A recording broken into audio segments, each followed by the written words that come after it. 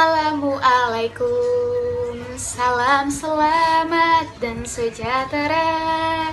Saling mendoakan di antara kita. Jawablah waalaikumsalam. Assalamualaikum warahmatullahi wabarakatuh. Halo semuanya, apa kabar? Semoga kalian selalu dalam kondisi baik ya. Dan jangan lupa untuk selalu semangat belajar. Hari ini kita akan mempelajari tema 1 tentang pahlawanku dengan subtema 1, perjuangan para pahlawan. Nah, dalam pembelajaran ini kakak tidak sendiri, kakak bersama teman-teman kakak yang lain, yaitu Halo adik-adik, perkenalkan nama kakak Kak Alia Nurulita. Kalian bisa memanggil kakak Kak Alia. Senang bisa belajar bersama kalian. Halo adik-adik, perkenalkan nama kakak Anissa Setianurung. Kalian bisa panggil Kak Anissa. Senang bisa belajar bersama kalian.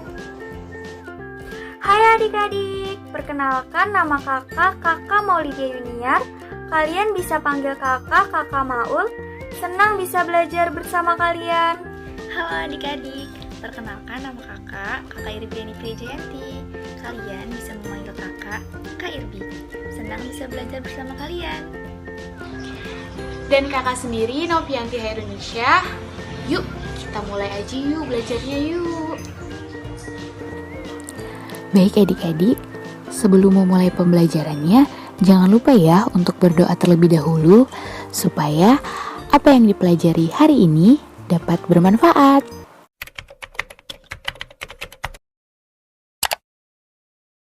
Kita mulai pembelajarannya ya. Coba adik-adik lihat. Kira-kira di sini ada gambar apa ya? Benar sekali.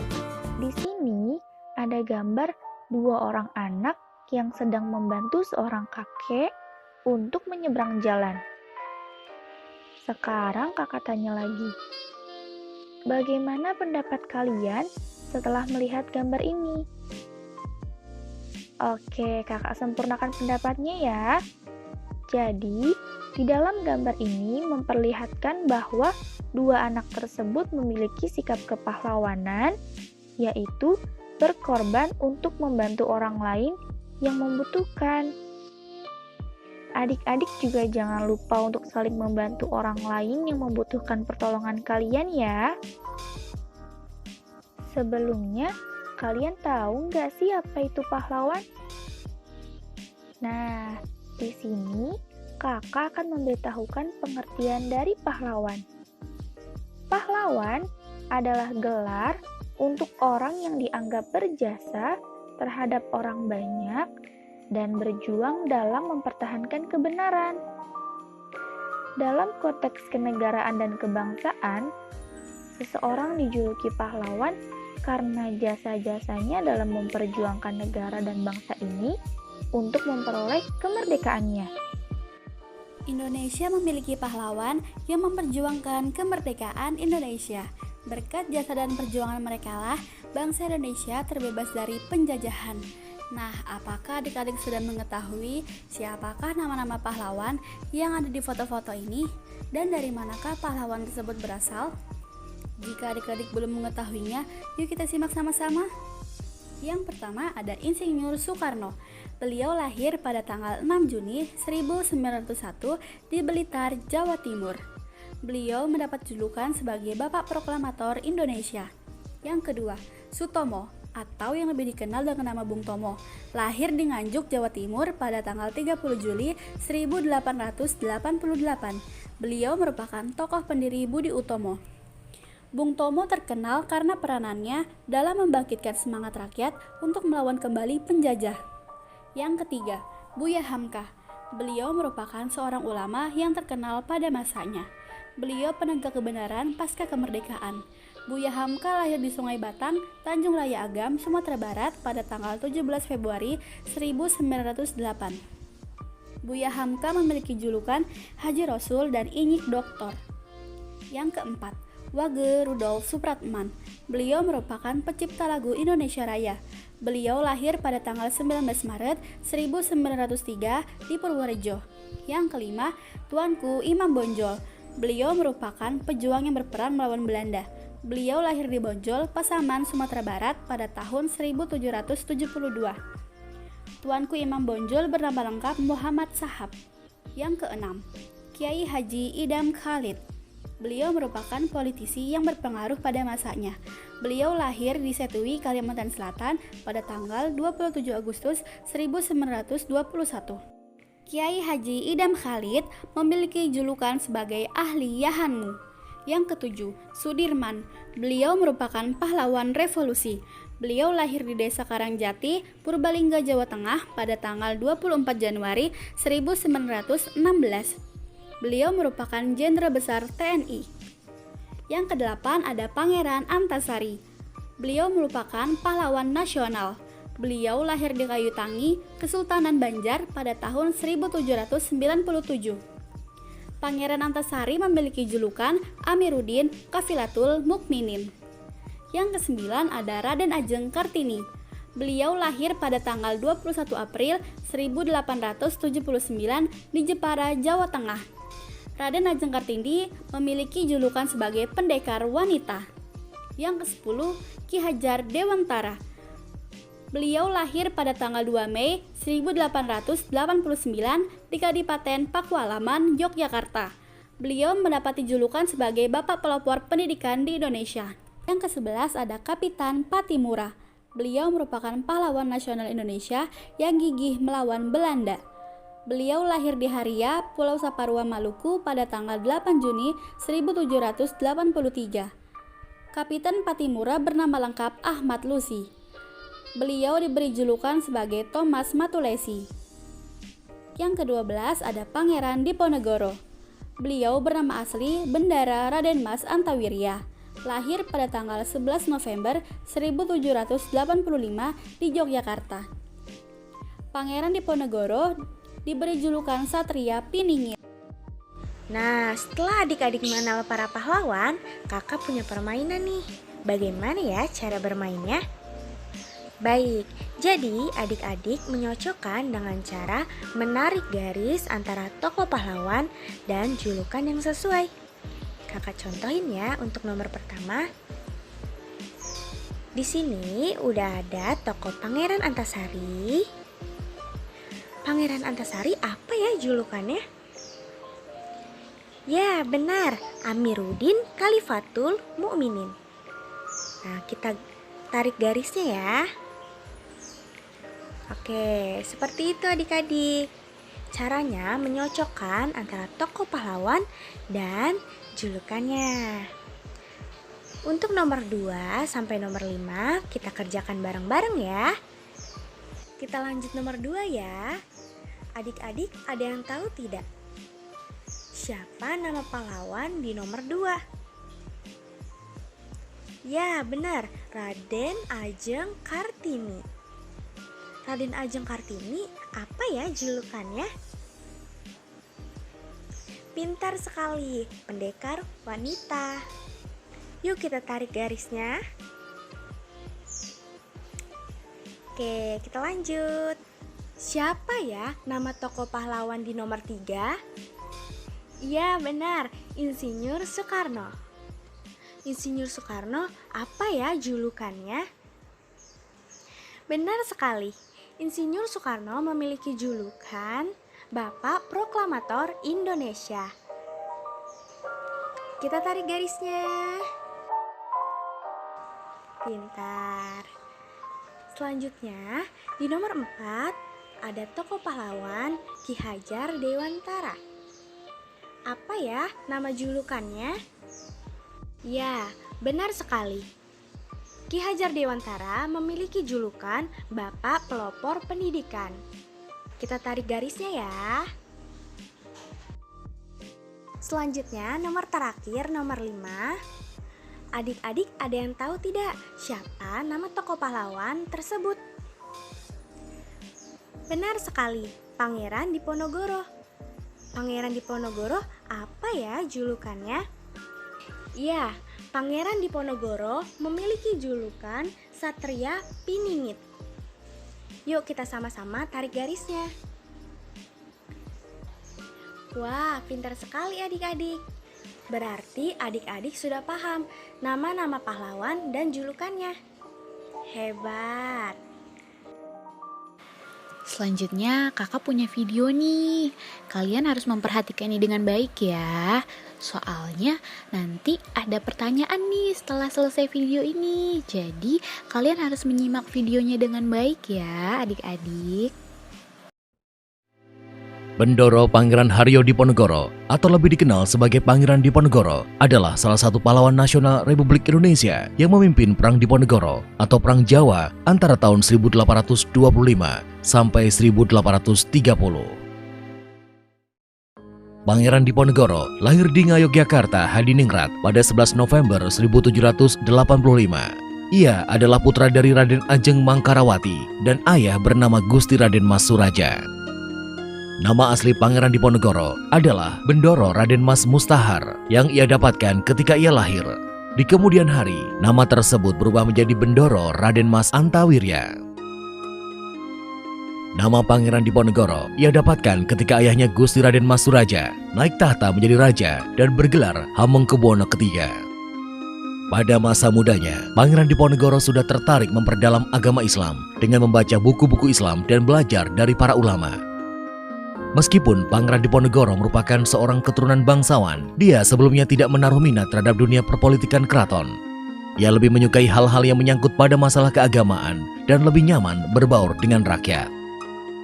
Namun hal ini berubah drastis ketika dirinya ditunjuk sebagai salah satu wali dari Sultan Hamengkubuwono V yang pada saat itu masih berusia 3 tahun. Karena baru berusia 3 tahun, pemerintahan keraton sehari-hari dikendalikan oleh Patih Danureja dan Residen Belanda. Pangeran Diponegoro yang tidak menyukai dengan cara perwalian itu akhirnya mengajukan protes. Ia tidak menyukai dengan campur tangan Residen Belanda yang masuk ke dalam pemerintahan keraton. Berawal dari masalah tersebut, mulai tumbuh jiwa anti kolonial dalam diri Diponegoro. Permasalahan yang lebih kompleks kembali muncul ketika Belanda memasang patok-patok di atas lahan milik Diponegoro di desa Tegalrejo tanpa izin. Tindakan tersebut ditambah dengan beberapa kelakuan Belanda yang tidak menghargai adat istiadat setempat dan penerapan pajak tinggi terhadap rakyat membuat Pangeran Diponegoro geram. Hal inilah yang akhirnya mendorong Pangeran Diponegoro untuk mengobarkan perang melawan Belanda yang dikenal dengan Perang Jawa. Sejarah mencatat Perang Jawa atau Perang Diponegoro adalah perang yang memakan korban terbanyak dalam sejarah Indonesia, yaitu 8.000 serdadu Hindia Belanda, 7.000 pribumi, dan 200.000 orang Jawa dengan kerugian sekitar 25 juta gulden. Keputusan dan sikap Pangeran Diponegoro yang menentang Belanda kemudian didukung oleh banyak pihak. Salah satunya adalah GPH Mangkubumi yang menyarankan kepada Pangeran Diponegoro untuk pergi dari Tegalrejo dan membuat markas di Gua Selarong. Seruan perang Sabilillah yang disebarkan oleh Diponegoro menarik banyak simpati masyarakat yang membuat mereka tidak segan untuk ikut bergabung ke dalam pasukan melawan Belanda. Bahkan saking besarnya perang tersebut, Perang Diponegoro tidak hanya terjadi di daerah Yogyakarta saja, tetapi juga menyebar sampai ke Semarang, Banyumas, Wonosobo, hingga ke Tuban, Pacitan, Kediri, dan Surabaya. Luasnya daerah peperangan membuat perang ini disebut sebagai Perang Jawa. Dalam mengobarkan peperangan, Pangeran Diponegoro dibantu oleh beberapa pihak, di antaranya Kiai Mojo, seorang tokoh Islam dari Surakarta. Hubungannya dengan Pangeran Diponegoro tidak hanya sebatas ulama dan muridnya saja, tetapi Kiai Mojo juga mempunyai hubungan kekerabatan dengan Diponegoro. Ibu dari Kiai Mojo, yaitu Raden Ajeng Mursilah, merupakan saudara perempuan Hamengkubuwono III yang tidak lain adalah ayah Pangeran Diponegoro. Peran Kiai Mojo dalam Perang Diponegoro sangatlah besar. Ia berhasil merekrut banyak sekali kiai di desa, para syekh, pejabat-pejabat urusan agama, guru-guru ngaji, dan juga puluhan ulama yang tersebar dari Bagelen, Kedu, Mataram, Pajang, Madiun, Ponorogo, dan lain-lain. Pengikut-pengikut tersebut tidak hanya setia, namun mereka juga mempunyai semangat juang untuk melepaskan diri dari penjajahan. Tokoh lain yang terkenal mendukung Diponegoro adalah Sentot Prawirodirjo yang dikenal juga sebagai Sentot Ali Basya. Ia adalah salah satu senopati yang berhasil memukul mundur tentara Solawejen di Progo Timur pada 5 September 1828. Tidak lama setelah bergabung ke dalam pasukan, ia berhasil memenangi peperangan di Begelen dan Banyumas. Pada waktu itu, usia Sentot masih 20 tahun.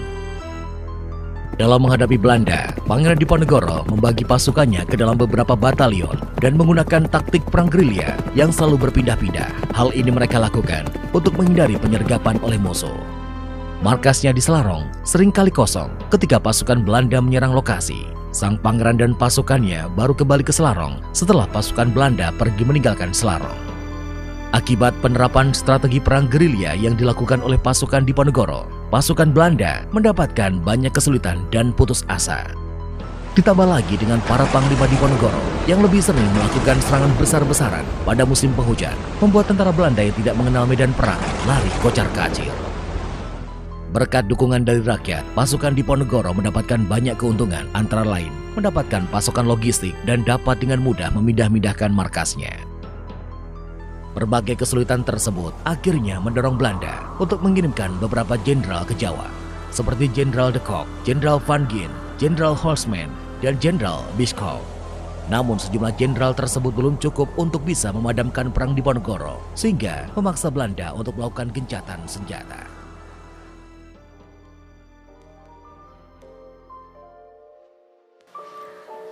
Nah, karena tadi adik-adik sudah menyimak videonya dengan baik, sekarang kakak bertanya nih sama adik-adik. Pertanyaan pertama, siapakah nama asli dari Pangeran Diponegoro setelah ayahnya naik tahta menjadi raja? Ada yang tahu nggak? Pasti tahulah, kalian kan sudah menyimak videonya dengan baik. Iya, benar sekali. Namanya adalah Bendara Raden Mas Antawirya. Lanjut pertanyaan yang kedua, di daerah mana sajakah perang Diponegoro terjadi? Hayo, tadi ada yang menyimak tidak? Kakak kasih tahu ya jawabannya. Besarnya perang Diponegoro menyebabkan tidak hanya terjadi di daerah Yogyakarta saja, tetapi menyebar sampai ke Semarang, Banyumas, Wonosobo, hingga ke Tuban, Pacitan, dan juga Surabaya. Luasnya daerah peperangan membuat perang ini disebut juga dengan Perang Jawa. Seperti itu adik-adik. Selanjutnya, pertanyaan ketiga. Kapankah perang Diponegoro ini terjadi? Hayo, ada yang tahu? Ya, terjadi pada tahun 1825 sampai dengan 1830. Mari adik-adik kita menyanyi bersama lagu Maju Tak Gentar sebagai bentuk nasionalisme kita kepada negara Indonesia. Kita mulai ya. 1, 2, 3.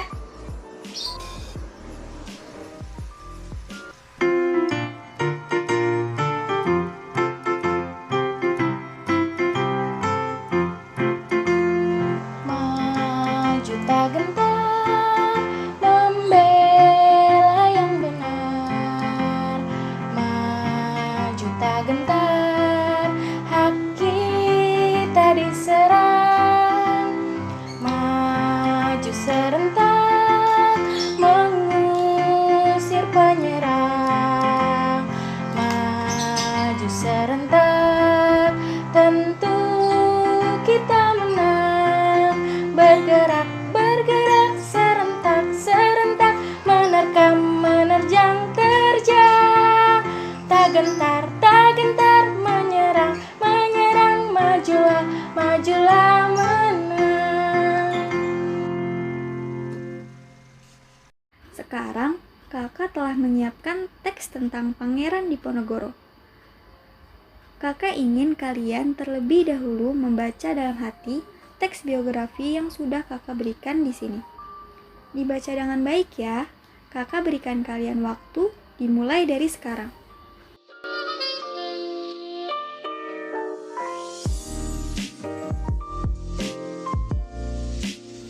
Sudah selesai membaca dalam hatinya?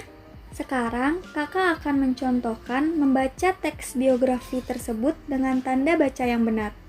Kalian dengarkan ya. Ikut membaca bareng kakak juga boleh. Perhatikan dan pahami karena setelah selesai membaca, kakak punya 2 pertanyaan untuk kalian jawab. Yuk kita mulai membaca. Pangeran Diponegoro. Bendara Raden Mas Antawirya merupakan nama asli Pangeran Diponegoro. Pangeran Diponegoro merupakan pria kelahiran Yogyakarta pada tanggal 11 November 1785. Ia berasal dari keluarga bangsawan. Ayahnya merupakan Sultan Hamengkubuwono III dan ibunya bernama Raden Ajeng Mengkrawati yang merupakan selir berdarah Pacitan, Jawa Timur. Pangeran Diponegoro adalah anak sulung dari Raja ketiga di Kesultanan Yogyakarta. Beliau merupakan salah satu pahlawan nasional yang berperan dalam perjuangan melawan penjajahan Belanda di Indonesia. Sadar karena kedudukannya yang hanya sebagai anak seorang selir, Diponegoro menolak keinginan Sultan Hamengkubuwono III untuk diangkat menjadi raja. Ia menolak mengingat ibunya bukanlah permaisuri. Biasanya, di lingkungan kebangsawanan, putra mahkota yang pantas hanyalah anak dari permaisuri. Sewaktu masih kecil, Diponegoro banyak menghabiskan waktunya di luar istana, yaitu di desa Tegalrejo. Di bawah asuhan Ratu Ageng, istri Sri Sultan Hamengkubuwono I yang terkenal agamis. Pangeran Diponegoro mendapatkan pendidikan yang amat baik. Hal ini menyebabkan Diponegoro mudah bergaul dengan siapapun dan dari berbagai kalangan apapun. Ia sering bergaul dengan para santri dan ulama di sekitar keraton. Perwatakan ini yang membuat Pangeran Diponegoro dianggap sebagai tokoh bangsawan yang rendah hati kepada seluruh rakyatnya. Diponegoro sendiri pernah menikah dengan 9 wanita dalam hidupnya. Sejak Pangeran Diponegoro dewasa dan mewarisi kekuasaan Hamengkubuwono III di daerah Tegalrejo, ia semakin memperhatikan perpolitikan keraton di bawah komando ayahnya. Diponegoro adalah pemimpin dalam Perang Jawa atau lebih kita kenal dengan sebutan Perang Diponegoro, yang berlangsung pada tahun 1825 hingga 1830. Perang Diponegoro dimulai karena penjajah Belanda memasang patok di wilayah milik Diponegoro di desa Tegalrejo. Tingkah Belanda yang tidak menghormati adat istiadat serta budaya setempat dan sangat mengeksploitasi ekonomi rakyat dengan pembebanan pajak sangat membuat Diponegoro jengkel. Tindakan Diponegoro yang menentang Belanda secara frontal mendapat dukungan rakyat. Atas nasihat dari GPH Mangkubumi, sang paman, Diponegoro pergi dari Tegalrejo dan membuat basis perlawanan di sebuah gua yang diberi nama Gua Selorong. Pemberontakan Diponegoro banyak didukung oleh golongan dari lapisan masyarakat, petani, santri, ulama, dan para bangsawan kerajaan yang pro Diponegoro. Perang Diponegoro adalah perang terbuka dengan pengerahan semua pasukan. Banyak cara terus diusahakan oleh Belanda untuk menangkap Diponegoro. Hingga pada 28 Maret 1830, Jenderal de Kock berhasil menjepit pasukan Diponegoro di daerah Magelang. Karena sudah terjepit, Pangeran Diponegoro bersedia menyerahkan diri asalkan anggota laskarnya dilepaskan. Setelah kalian mendengarkan kakak membaca, kalian praktekkan di rumah kalian masing-masing ya, dengan suara yang lantang dan tanda baca yang benar. Sebelumnya, kakak telah memberitahu kalian akan ada 2 pertanyaan untuk kalian jawab. Jawab dengan benar ya, tanpa melihat teks. Yuk kita mulai tanya jawabnya sekarang. Pertanyaan pertama. Mengapa Pangeran Diponegoro menolak keinginan ayahnya Sultan Hamengkubuwono III untuk dijadikan sebagai seorang raja? Kenapa ya? Ada yang bisa jawab? Jawabannya, karena ia sadar bahwa kedudukannya hanya sebagai anak seorang selir. Ibunya bukanlah seorang permaisuri. Biasanya, di lingkungan kebangsawanan, putra mahkota yang pantas hanyalah anak dari permaisuri. Itulah jawabannya. Good job yang sudah menjawab dengan benar tanpa melihat teks terlebih dahulu. Pertanyaan kedua. Bagaimana awal mula terjadinya Perang Diponegoro atau Perang Jawa? Ayo, bagaimana ya awal mulanya? Ada yang bisa jawab? Jawabannya, Perang Diponegoro dimulai karena penjajah Belanda memasang patok di wilayah milik Diponegoro di desa Tegalrejo. Tingkah Belanda yang tidak menghormati adat istiadat serta budaya setempat dan sangat mengeksploitasi ekonomi rakyat dengan pembebanan pajak. Hal inilah yang menjadi awal mula terjadinya Perang Diponegoro. Itulah jawabannya. Good job untuk yang menjawab dengan benar tanpa melihat teks. Peninggalan dari seorang pahlawan bukan hanya benda bersejarah saja, tetapi juga pemikiran atau nilai-nilai yang dapat mempengaruhi kehidupan di masyarakat.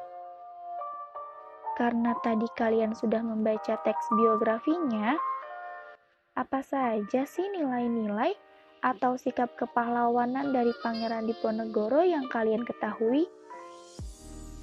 Kita bahas bersama-sama ya. Nilai-nilai atau sikap kepahlawanan yang dimiliki oleh Pangeran Diponegoro yang dapat kita teladani yaitu rendah hati kepada seluruh rakyatnya, berani, rela berkorban, berjiwa besar, serta selalu berpegang teguh pada agamanya. Kemudian, cara menghargai jasa pahlawan. Menghargai dan menghormati jasa para pahlawan memang hal wajib loh yang harus kita lakukan. Terutama disebabkan karena berkat jasa para pahlawan, setiap warga negara Indonesia dapat menikmati kehidupan damai tanpa peperangan. Selain itu, dengan para jasa pahlawan pula, negara Indonesia bisa menjadi suatu negara dan bangsa yang bebas dan merdeka. Oleh sebab itu, penting untuk selalu menghargai dan menghormati jasa para pahlawan, baik pahlawan perjuangan maupun pahlawan di masa sekarang. Lalu, bagaimana caranya, Kak? Beberapa cara menghargai jasa para pahlawan dalam kehidupan sehari-hari diantaranya adalah dengan cara-cara berikut. Yang pertama, saling menghargai dan menghormati. Kemudian yang kedua, memiliki semangat cinta tanah air yang tinggi. Yang ketiga, tidak melupakan jasa pahlawan. Yang keempat, belajar dengan giat. Yang kelima, tidak melakukan hal yang merugikan. Yang keenam, memperingati peristiwa-peristiwa penting negara Indonesia. Yang ketujuh, mengamalkan isi Pancasila. Dan yang terakhir, selalu menjaga kelestarian alam. Nah, sekarang adik-adik buka buku tulisnya ya. Kemudian kalian coba mencari teks biografi pahlawan.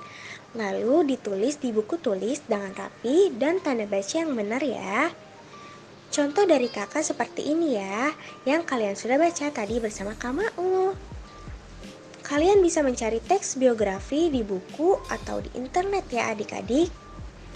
Selamat mengerjakan.